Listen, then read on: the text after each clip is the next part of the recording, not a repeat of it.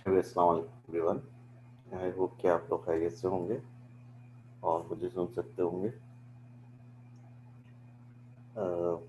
कल जो है हम ये एक वर्कशीट हमने जो है वो सॉल्व करना शुरू की थी और इस वर्कशीट में हमने जो है वो अ, आपकी जो बेसिक डेफिनेशंस पढ़ी थी, रैंडम एरर की, सिस्टमैटिक एरर की, एक्यूरेसी की और प्रिसीजन की।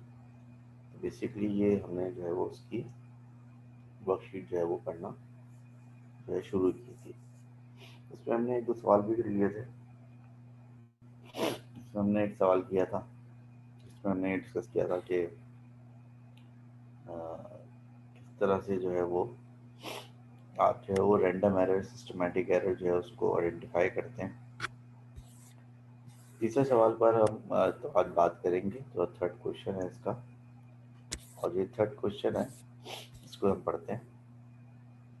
क्वेश्चन नंबर 3 में ये कह रहा है कि a mass is dropped from rest and fall through a distance of 2 meters in a vacuum. An observer records the time taken for the mass to fall through this distance using a manually operated stopwatch and repeats repeats the measurement a further 2 times। ठीक है, यानी कि आपने एक object को जो है वो तकरीबन गिराया, कोई 2 मीटर की हाइट से गिराया आपने। ठीक है, वैक्यूम में, यानी कि एयर नहीं थी वहाँ पर। एक ऑब्जर्वर था, वो ऑब्जर्वर जो है क्या कर रहा था कि वो एक स्टॉप वॉच उसके हाथ में थी, मैनुअली ऑपरेटेड, वो जो बटन दबाते हैं ना, मैनुअली ऑपरेटेड स्टॉप वॉच थी। और उसने 2 दफ़ा जो रीडिंग को और रिपीट किया, इनके 3 उससे मेजरमेंट्स थे। फिर जो उसके रिजल्ट्स का एवरेज आया, the average result of these measure times displayed in the table below was used to determine a value for the acceleration of free fall. This was calculated to be 9.8 meter per second square। और तीनों दफ़ा जो उसके गिरने का time आया, उस time को जो है उसने यूज़ किया क्या मालूम करने के लिए, वैल्यू ऑफ जी मालूम करने के लिए। और उसका जो आंसर आया वो 9.8 मीटर पर सेकंड स्क्वायर आया। उसका जो आंसर आया वो 9.8 मीटर पर सेकंड स्क्वायर आया। अब उसने पहली दफ़ा जो टाइम नोट किया वो कितना टाइम नोट किया, 0.6, दूसरी दफ़ा 0.73 और तीसरी दफ़ा उसने 0.59 जो है वो टाइम नोट किया है इसने। ठीक है, एवरेज उसका 0.64 आया। एवरेज उसका जो 0.64 सेकेंड्स आ गया। अच्छा, अब इस एवरेज से 0.64 सेकंड से जब उसने कैलकुलेशन की, उसकी वैल्यू ऑफ जी 9.8 मीटर पर सेकंड स्क्वायर आई, जो कि बिल्कुल सही आई। क्योंकि वैल्यू ऑफ जी जो होती है, यानी जो एक्सीलरेशन ऑफ फ्री फॉल होता है, उसकी एग्जैक्ट वैल्यू 9.8 मीटर पर सेकंड स्क्वायर होती है near the surface of earth. आपने ओलिविज में ये वैल्यू 10 मीटर पर सेकंड स्क्वायर यूज़ की थी, लेकिन आपने ओलिविज में जो वैल्यू इस्तेमाल की थी 10 मीटर पर सेकंड स्क्वायर, ये आपने राउंडेड ऑफ वैल्यू इस्तेमाल की थी। जो एग्जैक्ट वैल्यू है वो 9.8 मीटर पर सेकंड स्क्वायर है। कह रहे हैं which statement best relates to the experiment. तो इसने जो एक्सपेरिमेंट किया है इसके बारे में सबसे अच्छी स्टेटमेंट कौन सी हो सकती है। A, the measurements are precise and accurate with no evidence of random errors. B, the measurements are not accurate and not always recorded to the degree of precision of the measuring device, but the calculated experimental result is accurate. C, the measurements are not always recorded to the degree of precision of the measuring device, but are accurate. Systematic error may be present. D, the range of results shows that there was random error made, but the calculated value is correct, so the experiment was successful। ठीक है, अब देखें यहाँ पर जो है आपको ये साथ हुआ क्या है। आपने पहला टाइम निकाला 0.6, दूसरा टाइम आपने निकाला 0.73 और फिर तीसरा टाइम आपने निकाला 0.59, और आपका जो एवरेज आया वो आया 0.64। आपका जो एवरेज आया वो 0.64 आया, और इस एवरेज के जरिए जो आपने आंसर निकाला वो बिल्कुल सही आया, 9.8 मीटर पर सेकंड स्क्वायर आया। ठीक है, पहले स्टेटमेंट में कह रहा है कि मेजरमेंट्स आर प्रिसाइज। अब देखिए, अगर ये मेजरमेंट अगर प्रिसाइज होती तो क्या फिर 0.6, 0.73 या 0.59 होती? नहीं होती। एंड एक्यूरेट, ये एक्यूरेट भी नहीं है और इनमें रैंडम एरर भी है। ठीक है ना, एक 0.6 आ रही है, एक 0.59 आ रही है, फिर एक 0.73 आ रही है, इस पर रैंडम एरर। ठीक है, आपके एक्चुअल जो टाइम है 0.64 है, बिल्कुल सही टाइम है, क्योंकि ये टाइम पुट करने से वैल्यू भी बिल्कुल सही आ रही है। तो आपका एक आंसर जो है वो 0.59 आ रहा है, इससे छोटा, एक आंसर 0.6 आ रहा है, इससे छोटा, और एक आंसर आ रहा है 0.73 जो कि इससे बड़ा है। तो जब आपके आंसर जो है वो एक्चुअल आंसर से छोटे और बड़े आए तो उसमें रैंडम एरर होती है। तो उसने ये प्रिसाइज वाली बात भी गलत लिखी है, एक्यूरेट वाली बात भी गलत लिखी है, और उसने ये with no evidence of random error भी गलत लिखी है। ठीक है, फिर आता है ए का तो कोई सेंस बनता ही नहीं है। बी में कह रहा है the measurements are not accurate and not always recorded to the degree of precision of the measuring device, but the calculated experiment result is accurate। कह रहे हैं कि मेजरमेंट्स एक्यूरेट नहीं है। बिल्कुल सही बात है, एक्यूरेट नहीं है मेजरमेंट्स, क्योंकि मेजरमेंट्स जो बहुत उल्टी सीधी आ रही है, 0.6 आ रही है, फिर 0.73 आ रही है, फिर 0.59 आ रही है। तो मेजरमेंट्स जो है वो एक्यूरेट नहीं है, and they are not always recorded to the degree of precision. Degree of precision क्या चीज़ है, इसको समझने ज़रा। डिग्री ऑफ प्रिसीजन का मतलब ये होता है कि कोई भी इंस्ट्रूमेंट जो होता है वो जिस डेसिमल प्लेस तक, सही है, वो जिस डेसिमल प्लेस तक आपको जो है वो रीडिंग दे सकता है, वो उसकी डिग्री ऑफ प्रिसीजन कहलाती है। अब देखिए यहाँ पर 0.73 एक टाइम आपने नोट किया था और 0.59 आपने टाइम नोट किया था, यानी कि इसकी जो डिग्री ऑफ प्रिसीजन है वो डेसिमल के बाद 2 प्लेसेस तक है, जबकि ये वाली रीडिंग जो है डेसिमल के बाद 1 प्लेस तक है। यानी कि आप इसको और ज़्यादा प्रिसाइज नाप सकते थे डिग्री ऑफ प्रिसीजन के हिसाब से, लेकिन आपने नहीं नापा।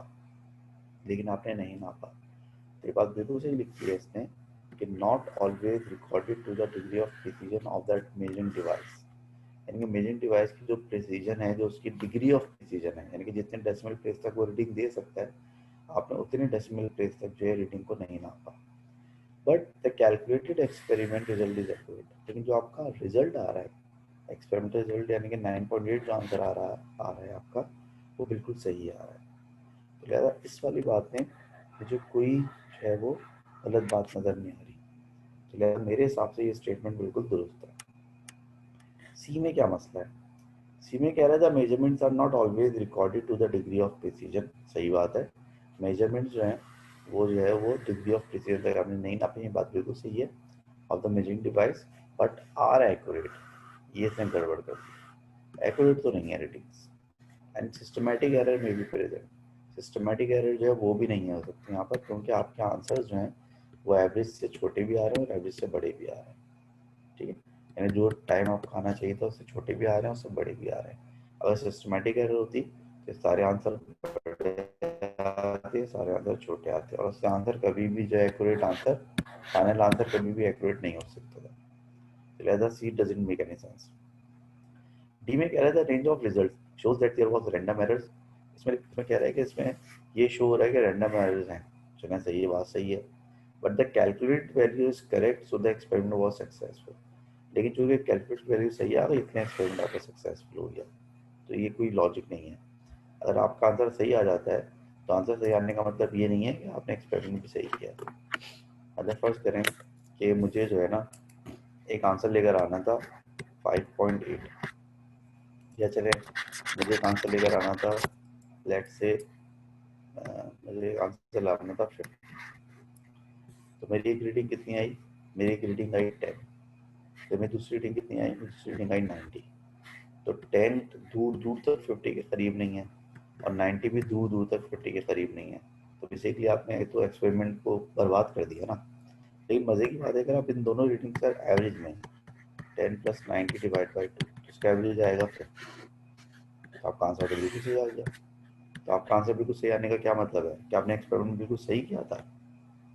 जी नहीं, एक इत्तेफाक है कि आपका आंसर एवरेज निकालने से सही आ गया, लेकिन आपने ने जो एक्सपेरिमेंट किया था बिल्कुल गलत किया था यार। आपने 50 के आसपास कोई रीडिंग ही नहीं निकाली आपने।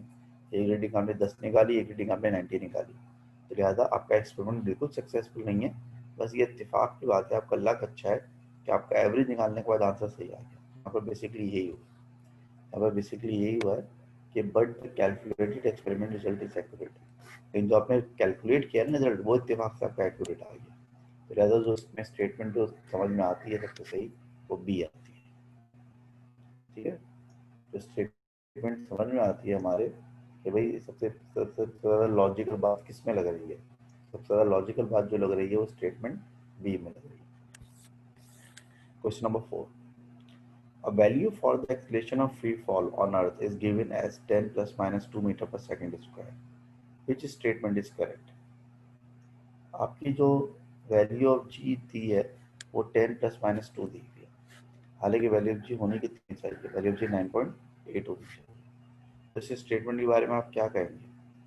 The value is accurate but not precise, the value is both precise and accurate, the value is neither precise nor accurate, the value is precise but not accurate.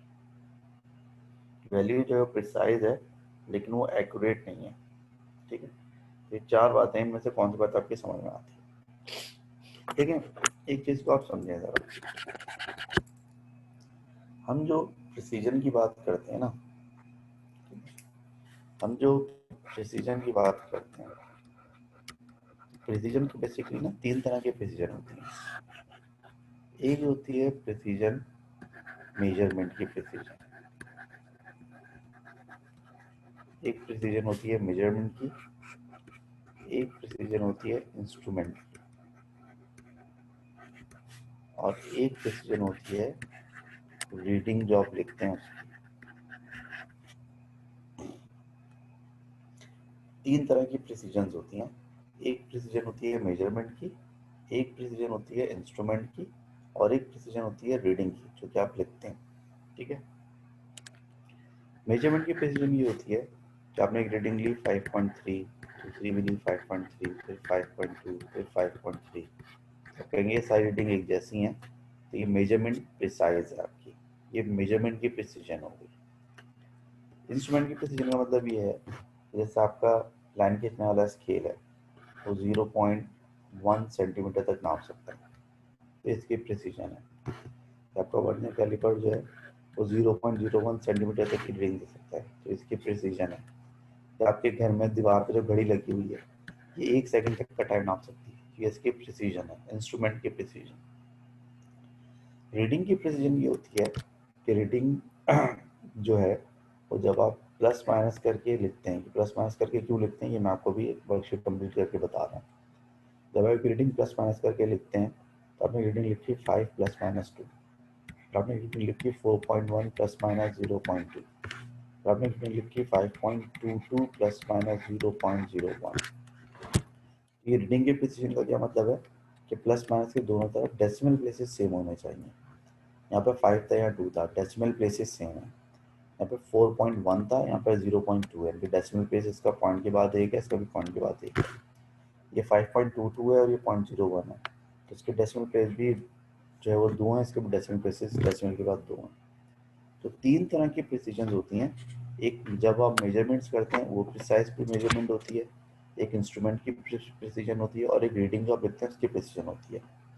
यहाँ पर आपको उसने कोई 5-6 रीडिंग तो नहीं दी हुई ना, तो आपको कैसा पता चलेगा कि ये मेजरमेंट की प्रिसाइज है? तो बेसिकली मेजरमेंट की प्रिसीजन की बात नहीं कर रहा। ना इसने आपको बताया कि किस इंस्ट्रूमेंट के जरिए मैंने नापा है, तो ये इंस्ट्रूमेंट की प्रिसीजन की बात नहीं कर रहा, ये बेसिकली रीडिंग की लिखने की प्रिसीजन की बात कर रहा है। ये रीडिंग में लिखी हुई है, प्रिसाइज तरीके से लिखी हुई है, बिल्कुल प्रिसाइज तरीके से लिखी हुई है, क्योंकि लेफ्ट और राइट दोनों जगह पर जो है वो डेसिमल प्लेसेस सेम है, तो ये रीडिंग प्रिसाइज तो है। अब रह गई एक्यूरेसी की बात। अच्छा, असल आंसर क्या होता है? असल आंसर 9.8 होता है। तो क्या इसका आंसर 9.8 आ रहा है? नहीं आ रहा। तो रीडिंग प्रिसाइज तो है क्योंकि प्लस माइनस के दोनों तरफ जो है डेसिमल प्लेसेस सेम है, लेकिन जो इसका आंसर है वो 10 आ रहा है, हालांकि आना कितना चाहिए? 9.8 आना चाहिए। तो कहते हैं ये रीडिंग प्रिसाइज है लेकिन एक्यूरेट नहीं। तो आंसर क्या हो जाएगा? आंसर डी हो जाएगा। ये रीडिंग जो है एक्यूरेट नहीं है, अलबत्ता प्रिसाइज है, क्योंकि इसमें रीडिंग और प्लस माइनस के बाद जो वैल्यू है दोनों में डेसिमल प्लेस सेम है। अच्छा, अभी प्लस माइनस के बाद जो वैल्यू मैंने लिखी हुई ये होती क्या है, ये अभी मैं वर्कशीट कंप्लीट कराऊंगा तो हमारा अगला टॉपिक है। ठीक है,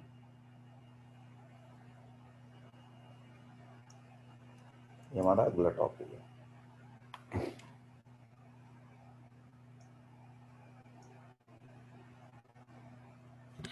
देखने में। उसके बाद आगे चलते हैं question number 5। Grade for each of the following, tick one box to indicate whether the experimental technique would reduce random error, systematic error, or neither. The first row has been completed as an example. देखें, इसमें जो है वो आपसे ये कह रहा है कि हम एक काम करेंगे, आप बताएं कि इसमें से कौन सी एरर जो रिड्यूस होगी, रैंडम एरर रिड्यूस होगी, सिस्टमैटिक रिड्यूस होगी, या दोनों में से कोई भी रिड्यूस नहीं होगी। पहली भी एग्जांपल उसने आपको करके दी हुई है कि keeping your I in the line with the scale and liquid level for the single reading of a thermometer. यानी कि अगर आप जो है वो अपनी आँख को जो है वो लिक्विड लेवल पे रखें या स्केल के साथ रखें, जब आप एक सिंगल रीडिंग ले रहे हो थर्मामीटर पे, जब आप एक सिंगल रीडिंग ले रहे हो थर्मामीटर पे, तो फिर ये आपकी सिस्टमैटिक एरर को रिड्यूस करेगी, रैंडम को रिड्यूस करेगी, या नीदर, दोनों में से किसी को नहीं करेगी। तो सिस्टमैटिक एरर को रिड्यूस करेगी। ये सिस्टमैटिक एरर को क्यों रिड्यूस करेगी? क्योंकि आप थर्मोमीटर से सिर्फ एक रीडिंग लोगे। अब उस रीडिंग को जब आप आगे इस्तेमाल करोगे किसी भी फॉर्मूले में, तो उससे जो एरर आती रहेगी, फर्ज करें वो एरर से आपका आंसर बड़ा आया, तो उस रीडिंग को आप जितनी दफ़ा भी इस्तेमाल करोगे आपका आंसर बड़ा आता रहेगा। तो अगर आप उसको अवॉइड करते हो, उस एरर को अवॉइड करते हो, आप लिक्विड टेबल पर अपनी आंख रखते हो ताकि रीडिंग बिल्कुल सही आए, तो बेसिकली आप सिस्टमैटिक एरर को जो है वो अवॉइड कर रहे हो। तो इसने आपको करके दिया हुआ है। हमारे जो करने का सवाल है पहला वो ये है कि averaging many readings of the time taken for a ball to roll down a slope.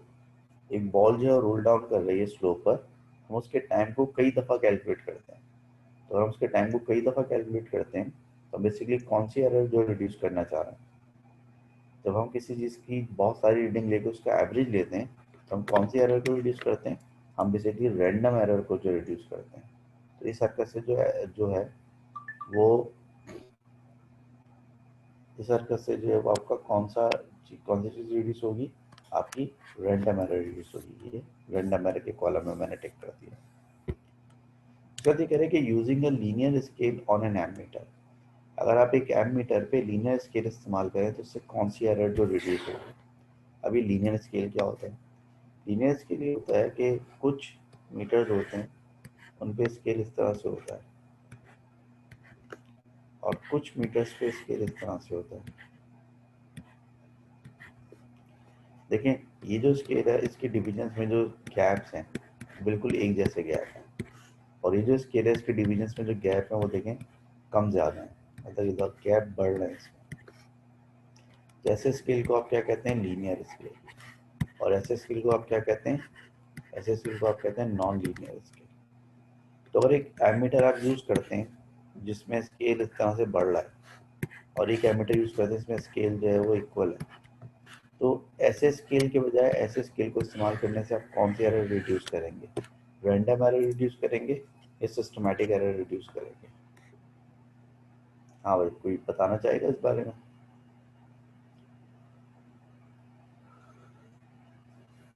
Systematic error. जोर से बोलना यार, आवाज नहीं आ रही। Systematic error.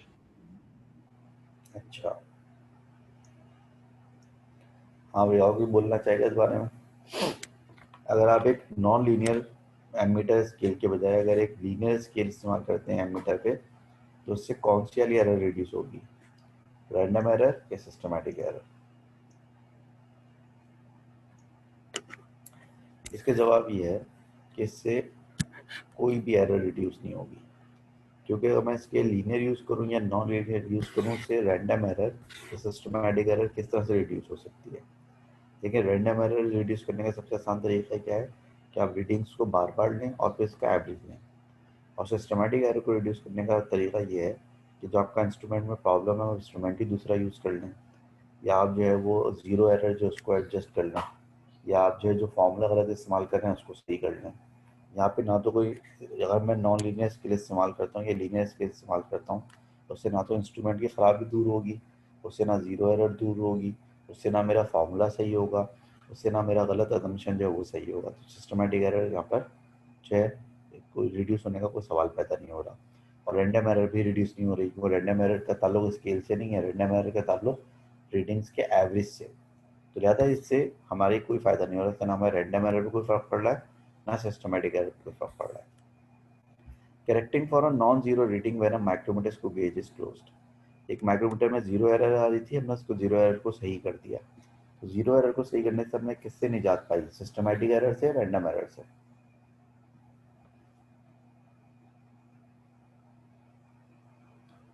अब अगर हम जीरो एरर को सही करते हैं तो हम कौन सी एरर से निजात पाते हैं? रैंडम एरर से या सिस्टमैटिक एरर से?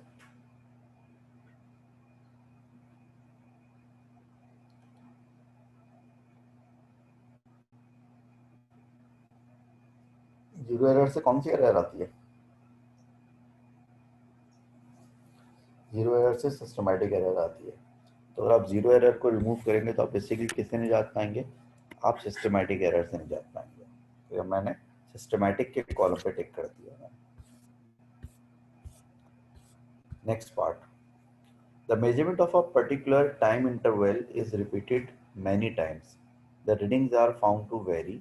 The results are shown in figure 1.1.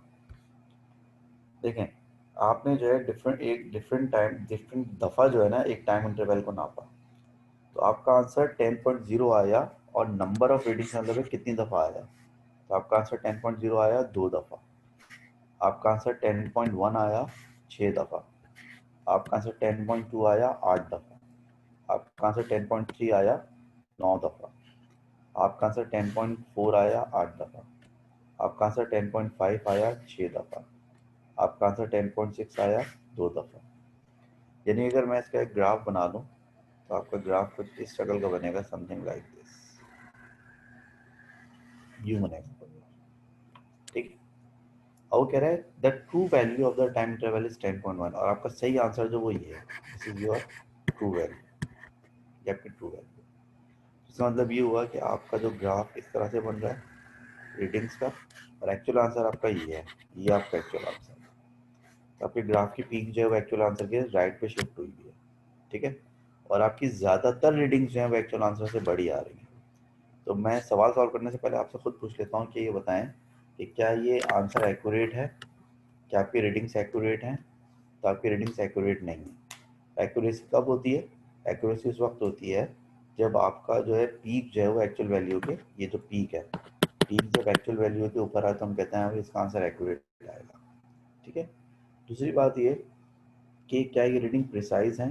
तो भाई ये रीडिंग प्रिसाइज नहीं है, क्योंकि इसका बेस यहाँ से लेकर यहाँ तक फैला हुआ। ठीक है। ये जितना नैरो बेस होता है रीडिंग्स उतनी प्रिसाइज होती हैं। तीसरा सवाल ये है कि इसमें सिस्टमैटिक एरर ज़्यादा है या इसमें रैंडम एरर ज़्यादा है? तो इसमें सिस्टमैटिक एरर ज़्यादा है, क्योंकि ज़्यादातर रीडिंग्स जो है वो एक साइड पर आ रही हैं। और जब ज़्यादातर रीडिंग्स एक साइड पर आती हैं तो उसका मतलब ये होता है कि आपके अंदर सिस्टमैटिक एरर ज़्यादा है, वगैरह वगैरह। अब सवाल क्या है? सवाल ये है कि state how readings on figure 1.1 show the presence of a systematic error and the presence of a random error। किस तरह से डायग्राम पे पता चल रहा है कि यहाँ पर सिस्टमैटिक एरर भी है और यहाँ पर रैंडम एरर भी है? तो उसकी वजह ये है कि सिस्टमैटिक एरर की वजह ये है कि आपकी जो ज़्यादातर रीडिंग्स हैं, आपकी जो ज़्यादातर रीडिंग्स हैं वो एक साइड पर आ रही हैं। आपकी ज़्यादातर रीडिंग्स जो हैं वो एक साइड पर आ रही हैं, यानी कि आपकी पीक जो है सेंटर में नहीं आ रही। जब आपकी पीक एक जब आपकी पीक जो एक साइड पे शिफ्ट हो जाती है और सारी रीडिंग्स एक तरफ शिफ्ट हो जाती हैं, तो इसका मतलब क्या होता है कि आपने आपकी रीडिंग ज़्यादातर बड़ी आ रही है, ये ज़्यादातर छोटी आ रही है। तो इसमें कौन सी एरर हुई? इसमें सिस्टमैटिक एरर हुई। तो जवाब ये होगा कि सिंस इज नॉट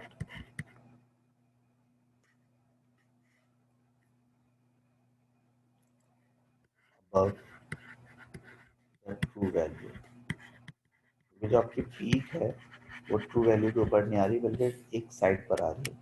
जब पीक एक साइड पर आती है तो इसका मतलब है कि आपकी सारी रीडिंग जो है वो एक तरफ शिफ्ट हो गई, ज़्यादातर रीडिंग्स एक तरफ शिफ्ट हो गई हैं। तो लिहाजा इसमें सिस्टमैटिक एरर है।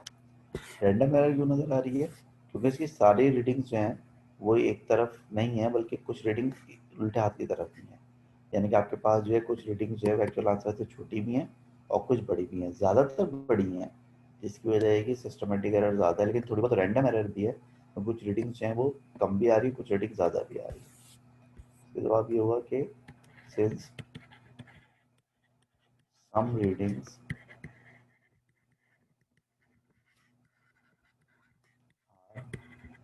Lower and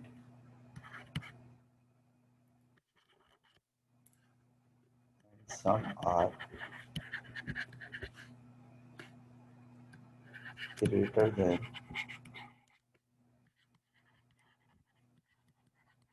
true value। ये कुछ रीडिंग जो है वो आपकी एक्चुअल वैल्यू से छोटी है और कुछ रीडिंग एक्चुअल वैल्यू से बड़ी है, सेंस रैंडम आ रहेगी। Can state the expected changes to figure 1.1 for experimental measurements that are more accurate and more precise। कह रहे हैं अगर ये रीडिंग मोर एक्यूरेट हो जाए तो क्या फर्क पड़ेगा इस पे, इस शक्ल पे। अगर मोर एक्यूरेट हो जाएंगे तो फर्क ये पड़ेगा, पीक आपकी 10.1 के ऊपर आ जाएगी, यानी कि ट्रू वैल्यू के ऊपर आ जाएगी। जब रीडिंग एक्यूरेट होती है तो पीक ऐसे बनती है ना, इनकी पीक जो होती है वो सेंटर के ऊपर आती है। यहाँ पर पीक जो है जब अगर यहाँ पे शिफ्ट हो जाएगी, लेफ्ट साइड पे शिफ्ट हो जाएगी, उसका मतलब ये होगा कि वो ज़्यादा एक्यूरेट हो जाएगी। तो ज़्यादा एक्यूरेट कब होगी, पीक शुड बी अबव। इस ग्राफ के ज़रिए आपको ज़्यादा एक्यूरेट एक्सपेरिमेंट कैसे नज़र आएगा, पीक जो है वो एक्चुअल वैल्यू के ऊपर आएगी। प्रिसाइज कैसे होगी, प्रिसाइज ये होगी कि जो आपका बेस है ना वो थोड़ा श्रिंक हो जाएगा, यानी कि आपको जो ग्राफ है उसका थोड़ा सा जो है वो पीक शार्प हो जाएगी, या रीडिंग्स जो है वो ज़्यादा क्लोज हो जाएंगी। Readings would be close, reading एक दूसरे से ज़्यादा क्लोज हो जाएंगी, करीब करीब हो जाएंगी रीडिंग। सब तो 10.1 से लेकर 10.6 तक फैली हुई है ना, तो रीडिंग्स की रेंज थोड़ी सी कम हो जाएगी। ठीक है, तो इस तरह से जो है ये ज़्यादा प्रिसाइज नजर आएगी। ठीक है जी, तो दैट्स इट, ये आपकी वर्कशीट कंप्लीट हुई और हमने जो है वो कुछ एरर पे बात कर ली। अच्छा देखिए, ये जो हम काम कर रहे हैं थोड़ा सा बोरिंग काम है, थोड़ा सा डिफिकल्ट है समझने में, क्योंकि थ्योरेटिकल काम है। थ्योरेटिकल काम हमेशा थोड़ा सा जो बोरिंग होता है और थोड़ा सा डिफिकल्ट होता है समझने में। लेकिन है कि अब मज़ीद जो हम काम करेंगे इंशाल्लाह वो कैलकुलेशन वाला काम करेंगे, तो कैलकुलेशन वाला काम शुरू करते हैं।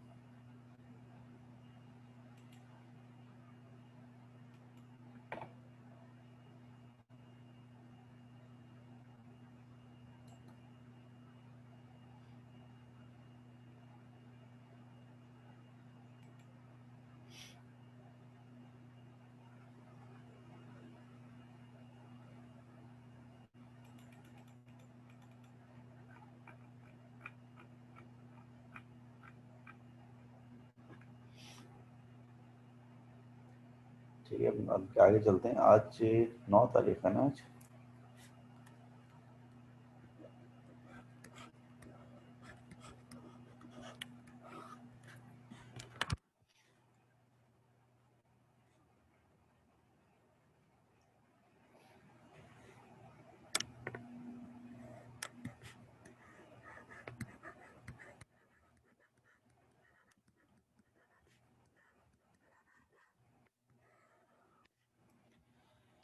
चलिए जी, पहली चीज़ जो हम डिस्कस कर रहे हैं वो कहलाती है अनसर्टेनिटी।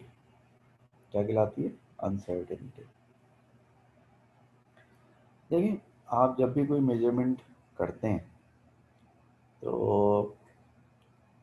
वो जो मेजरमेंट होती है वो कभी भी 100% जो है ना, आप उसके बारे में सर्टेन नहीं हो सकते कि 100% बिल्कुल करेक्ट है। आप उसके बारे में कभी भी 100% करेक्ट नहीं हो सकते। तो आपको हमेशा क्या रहता है, आपको हमेशा एक डाउट रहता है कि यार ये रीडिंग में थोड़ी बहुत जो है वो प्लस माइनस हो सकती है। मिसाल के तौर पर अगर फर्ज करें कि ये एक स्केल है, ठीक है, तो अगर फर्ज करें ये स्केल जो है, ये स्केल आपको मीटर में रीडिंग देता है, 1 मीटर, 2 मीटर, 3 मीटर।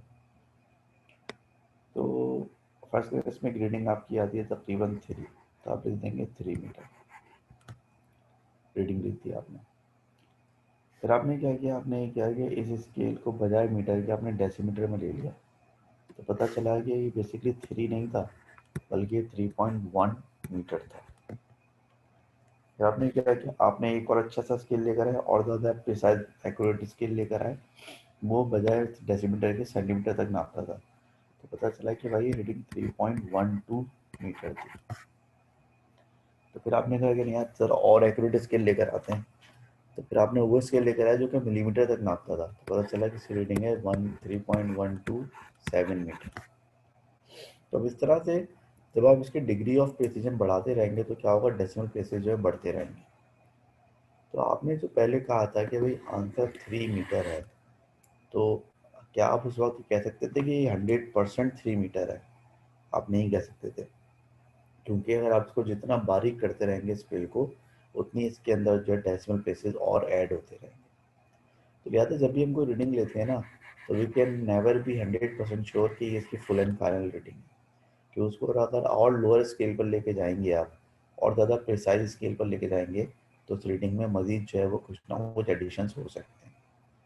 तो होता क्या है, होता यह है कि ये जो मैंने लिखा था कि ये 3 मीटर है, ये जो 3 मीटर मैंने लिखा था, ये 3.1 हो सकता है, 3.2 हो सकता है, 3.3 हो सकता है, लेकिन ये भी हो सकता है कि थोड़ा बहुत कम हो, 2.9 भी हो सकता है, 2.8 भी हो सकता है, लेकिन ये नहीं हो सकता कि ये आंसर 4.2 हो। क्योंकि अगर ये आंसर 4.2 होता अगर, तो मुझे यहाँ पे 4 के आगे रीडिंग नज़र आती, मैं अंधा थोड़ी हूँ कोई। यही आंसर जो है हो सकता है 3 से थोड़ा सा छोटा हो, 2.95 हो, मुझे सही से नज़र ना आया, 2.89 हो। लेकिन एक बात कंफर्म है कि आंसर 1.8 नहीं हो सकता। अगर 1.8 होता तो फिर 2 से पहले होता। तो अगर मैं ये कह रहा हूँ कि रीडिंग 3 आ रही है, तो ज़्यादा ज़्यादा ये हो सकता है ना कि रीडिंग 3 से थोड़ी सी बड़ी होगी, या 3 से थोड़ी सी छोटी होगी। लेकिन ये थोड़ी सकता है कि रीडिंग 4 पॉइंट समथिंग हो, या रीडिंग 1 पॉइंट समथिंग हो, तो वो रीडिंग गलत ही हो जाएगी।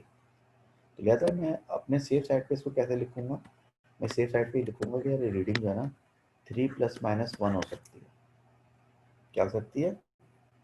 3 ± 1 हो सकती है, यानी कि या तो 3 से एक ज़्यादा या 3 से एक कम, इससे जो है वो मजीद आगे पीछे नहीं हो सकती। इसको आप इस तरह भी समझ सकते हैं कि तो मेरे पास एक स्केल डेसिमल प्लेसेस में है, फर्ज करें ये 3 है, और ये 3.1 है, और ये रीडिंग क्या है, ये 2.9 है। अब मेरी रीडिंग 3 आ रही है, तो हो सकता है कि रीडिंग 3 से थोड़ी सी आगे हो, तो ज़ाहिर है 3.1 तक जाएगी। हो सकता है कि रेटिंग 3 से थोड़ी सी कम हो, तो पीछे मैक्सिमम 2.9 तक जाएगी वो। तो लिहाजा मैं इसको कैसे लिखूंगा, इसको लिखूंगा कि भाई मेरा आंसर 3.0 आ रहा है, लेकिन ये ±0.1 हो सकता है। यानी कि 3.0 मैं समझ रहा हूँ, लेकिन अगर ज़रा सा आगे हुआ तो मैक्सिमम 3.1 तक जा सकता है, या 3 से ज़रा सा पीछे हुआ तो मैक्सिमम ये पीछे 2.9 तक जा सकता है। तो 3.0 ±0.1 लिखने का मतलब कि मेरा आंसर 2.9 से लेकर 3.1 के बीच में है। तो इस तरह से रीडिंग लिखने को हम क्या कहते हैं, अनसर्टेनिटी कहते हैं। यानी कि हमने जो रीडिंग लिखी है, ये रीडिंग हमने अनसर्टेनिटी के साथ लिखी है।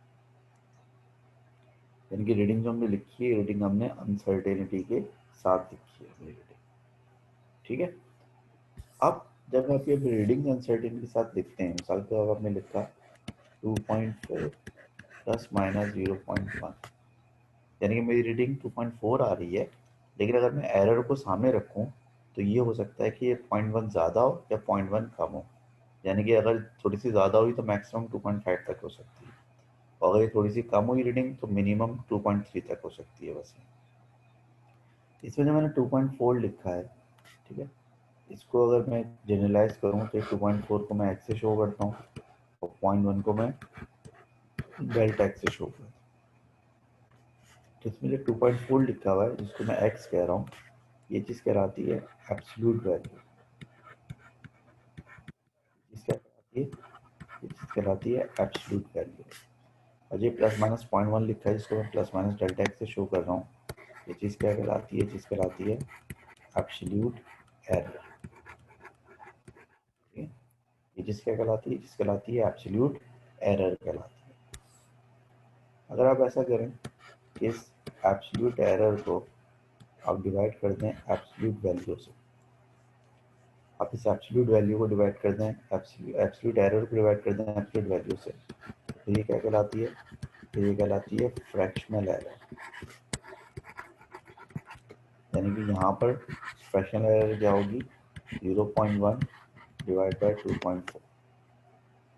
यहाँ पर जो फ्रैक्शनल एरर होगी वो क्या होगी, 0.1 डिवाइड बाई 2.4। और अगर आप इस डेल्टा एक्स को डिवाइड करें एक्स से, और फिर मल्टीप्लाई कर दें 100 से, तो फिर ये क्या कहलाती है, फिर ये कहलाती है परसेंटेज एरर। यानी कि इस एग्जाम्पल में अगर आप जो है वो 0.1 को डिवाइड बाय 2.4 करें और फिर मल्टीप्लाई बाय 100 कर दें, तो क्या हो जाएगी, ये इस रीडिंग की परसेंटेज एरर हो जाएगी। ठीक है, ये फिर इस रीडिंग की क्या हो जाएगी, इस रीडिंग की परसेंटेज एरर हो जाएगी। ठीक है, तो मकसद कहने का ये है भाई कि इस तरह से जब आप रीडिंग्स लिखते हैं तो ये रीडिंग्स कहलाती हैं विद अनसर्टेनिटी। इसमें आपकी रीडिंग 2.4 है तो ये एब्सोल्यूट वैल्यू कहलाएगी, और जब आपको गलती का चांस नज़र आ रहा है 0.1 नज़र आ रहा है प्लस माइनस पॉइंट पर, तो ये आपकी एब्सोल्यूट एरर है। एब्सोल्यूट एरर को अगर आप एक्चुअल वैल्यू से डिवाइड करें तो फ्रैक्शनल एरर कहलाती है, और अगर आप जो है वो फ्रैक्शनल एरर को मल्टीप्लाई बाय 100 कर दें तो परसेंटेज एरर कहलाती है। मिसाल के तौर पर हमने लिखा 3.1 प्लस माइनस 0.1, फर्स्ट हमने लिखा 2.0 प्लस माइनस 0.1। तो इसमें अगर मैं आपसे कहूँ कि what is the fractional error, यहाँ पर फ्रैक्शनल एरर कितनी है, और फ्रैक्शनल एरर है 0.1 डिवाइड बाई 2.0, यानी फ्रैक्शनल एरर आपकी होगी 0.05। ठीक है, अब मैं आपको लोग बताया यहाँ पर परसेंटेज एरर कितनी है, परसेंटेज एरर होगी 0.1 डिवाइड बाई 2.0 मल्टीप्लाई बाई 100, तो इसका आंसर आ जाएगा 5%, जबकि परसेंटेज एरर जो है वो 5%। ठीक है, बात समझ में आ रही है यहाँ तक? हाँ भाई, पहले आप लोग मुझे बताएं यहाँ तक बात समझ में आ रही है, तो फिर ज़रा मैं कुछ मुश्किल बात लेकर शुरू करूँ फिर।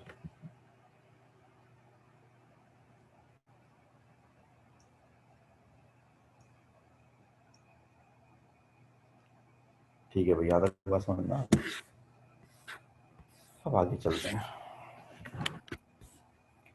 अब आगे जो है आपको ये बात समझनी है कि there are two rules to write uncertainty, यानी कि जब आप कोई प्लस माइनस में अनसर्टेनिटी लिखते हैं विद वैल्यू, तो उस वैल्यू को विद अनसर्टेनिटी लिखने के लिए दो रूल हैं जो कि आपको फॉलो करने होते हैं। ठीक है, जो आप अनसर्टेनिटी लिखते हैं उस अनसर्टेनिटी को विद वैल्यू लिखने के लिए दो रूल है जो कि आपको फॉलो करने हैं। रूल नंबर वन क्या है, रूल नंबर वन ये है कि जो आपकी एब्सोल्यूट अनसर्टेनिटी है, uncertainty, absolute uncertainty, absolute uncertainty is that should be in one SF, SF का मतलब सिग्निफिकेंट फिगर ओनली। ठीक है, यानी आपका पहला रूल ये कहता है कि जो आपकी एब्सोल्यूट अनसर्टेनिटी है वो हमेशा एक सिग्निफिकेंट फिगर में होना चाहिए। अगर वो एक से ज़्यादा सिग्निफिकेंट फिगर्स में है तो फिर उसको आप राउंड ऑफ करके एक सिग्निफिकेंट फिगर में लेकर आएंगे, उसको फिर आप राउंड ऑफ करके एक सिग्निफिकेंट फिगर में लेकर आएंगे। मिसाल के पहले लिखा हुआ है 3.2 प्लस माइनस 0.17, तो जबकि एब्सोल्यूट अनसर्टेनिटी है इसमें 0.17, तो 0.17 में कितने सिग्निफिकेंट फिगर्स हैं, 0.17 में दो सिग्निफिकेंट फिगर्स हैं, तो उसको फॉरन राउंड ऑफ करके एक सिग्निफिकेंट फिगर में लेकर आएंगे। इसका सही आंसर होगा 3.2 प्लस माइनस 0.17 को राउंड ऑफ करेंगे तो क्या बनेगा 0.8। ये गलत है और ये सही। वैसे बाय द वे आप लोगों को सिग्निफिकेंट फिगर्स का तो पता है या नहीं पता है? हाँ भाई, ज़रा ये बताएंगे आप लोगों को सिग्निफिकेंट फिगर्स का पता है नहीं पता है?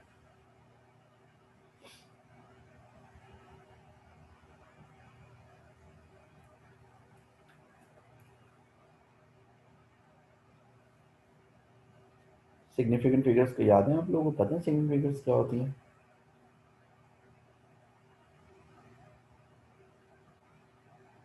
सर हम्म, ये 0.17 को राउंड ऑफ करेंगे तो 0.2 नहीं आएगा? हाँ 0.2 आएगा यार, अगर चाय पी बैठ गया ना नेक्स्ट क्लास में, दिमाग सो रहा है।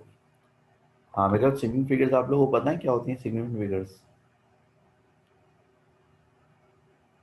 अच्छा ज़रा मुझे ये बताएं कि 2.1 0 1, इसमें कितने सिग्निफिकेंट फिगर्स हैं?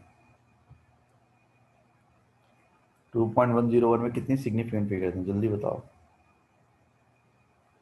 4 सिर्फ सिग्निफिकेंट 4? Figure, yes 4। इसलिए 4 है क्योंकि 2 भी सिग्निफिकेंट है, 1 भी सिग्निफिकेंट है, ये 1 भी सिग्निफिकेंट है और ये 0 भी सिग्निफिकेंट है। देखिए मैं आपको बड़ा सिंपल सा रूल बता देता हूँ। जब आप सिग्निफिकेंट फिगर्स मालूम करते हैं ना, तो सारे नॉन जीरो नंबर सिग्निफिकेंट होते हैं। जब आप सिग्निफिकेंट फिगर्स मालूम करते हैं तो सारे नॉन जीरो नंबर्स क्या होते हैं? सिग्निफिकेंट होते हैं, नंबर 1। नंबर 2, ज़ीरो जो है अगर दो सूरतों में सिग्निफिकेंट हो सकता है, या तो वो दो नंबर्स के बीच में आ जाए, जैसे 404, जैसे 2.01, जैसे 33.03। तो अगर एक जीरो नॉन जीरो नंबर्स के बीच में आ जाए तो फिर वो सिग्निफिकेंट होता है। या फिर वो सिग्निफिकेंट होता है कि अगर वो डेसिमल के बाद सबसे आखिरी जीरो हो, यानी 4.220। तो जो जीरो है डेसिमल के आखिर, सबसे आखिर वाला जीरो है डेसिमल के बाद वाला। तो डेसिमल के बाद वाला जो जीरो है वो सिग्निफिकेंट होता है, और दो नॉन जीरोस के बीच वाला सिग्निफिकेंट होता है। इसके अलावा जीरोस के अलावा कभी भी आएगा तो हमारे लिए सिग्निफिकेंट नहीं होगा। फॉर एग्जाम्पल, अगर मैं आपसे कहूँ कि भाई 500, तो 500 के जो दो जीरोज हैं ना, ये फिलहाल हमारे लिए सिग्निफिकेंट नहीं है। ये सिग्निफिकेंट हो भी सकते हैं लेकिन फिलहाल ये सिग्निफिकेंट नहीं है। तो उसमें 500 में कितनी सिग्निफिकेंट फिगर है? एक सिग्निफिकेंट फिगर है। अगर मैं कहता हूँ 4220, तो इसमें कितनी सिग्निफिकेंट फिगर्स हैं? 1 2 3। अगर मैं कहूँ कि 4202, तो अब इसमें कितनी सिग्निफिकेंट फिगर्स हैं? 4। ये जीरो दो नॉन जीरोस के बीच में आ रहा है, 1 2 3 4। या अगर मैं कहूँ 4.2000, इसमें कितनी सिग्निफिकेंट फिगर्स हैं बताओ जरा। 4.2000 में कितने सिग्निफिकेंट फिगर्स हैं?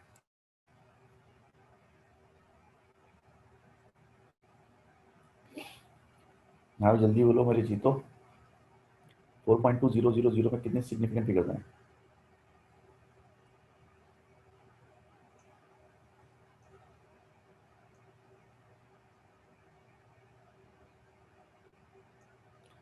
4.2000 में 4.2000 में चार सिग्निफिकेंट फिगर्स हैं, क्योंकि 4 और 2 दो नॉन जीरोज हैं, जबकि तीनों जीरोज हैं डेसिमल के राइट पर आखिर में आ रहे हैं, तो तीनों सिग्निफिकेंट होंगे इसमें।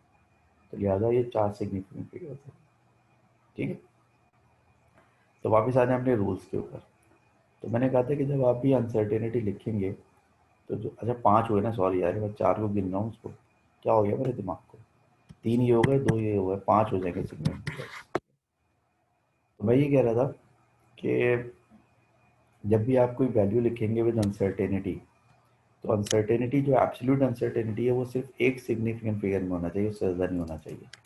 मिसाल के तौर पर कहीं पे लिखा हुआ है 4.24 प्लस माइनस 0.073, तो देखिए ये जो एब्सोल्यूट अनसर्टेनिटी लिखी हुई है 0.073, इसमें ये दोनों जीरो तो सिग्निफिकेंट नहीं है, लेकिन ये 73 यानी कि 7 और 3 दोनों सिग्निफिकेंट है।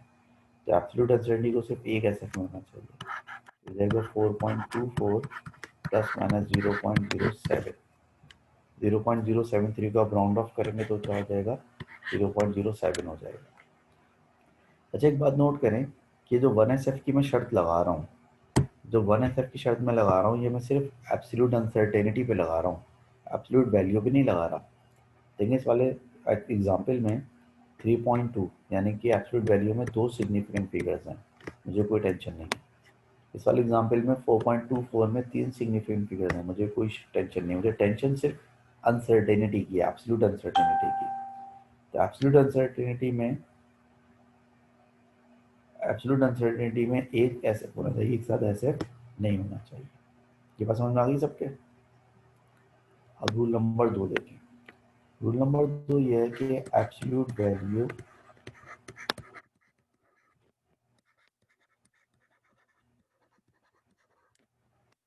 एब्सोल्यूट अनसर्टेनिटी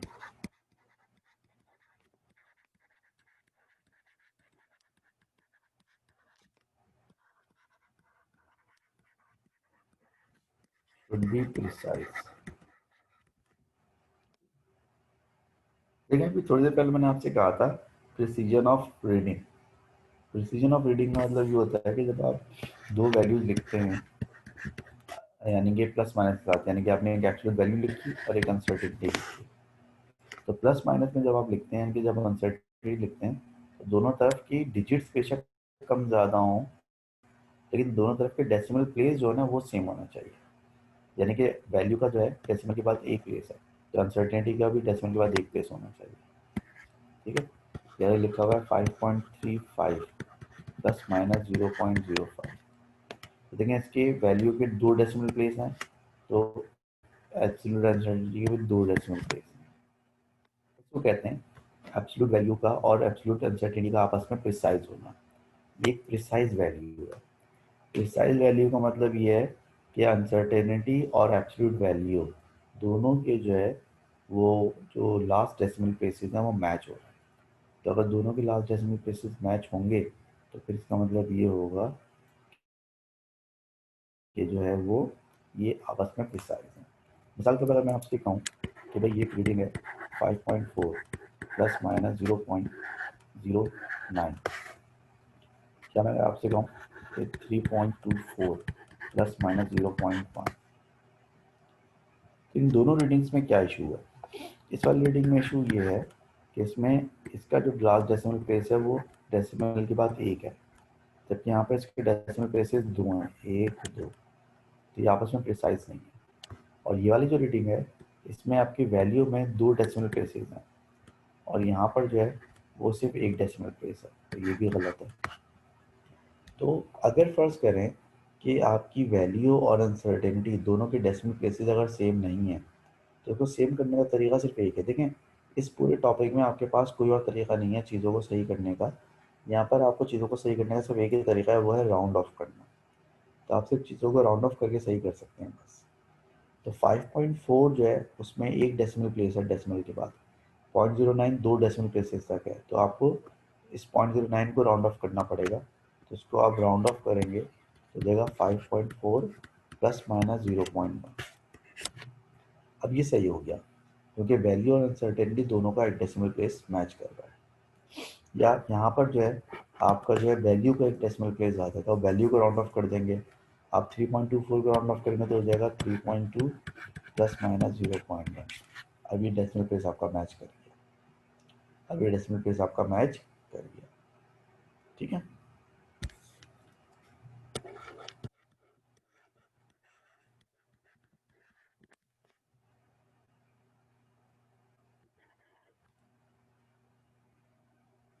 आपने एक वैल्यू लिखी है।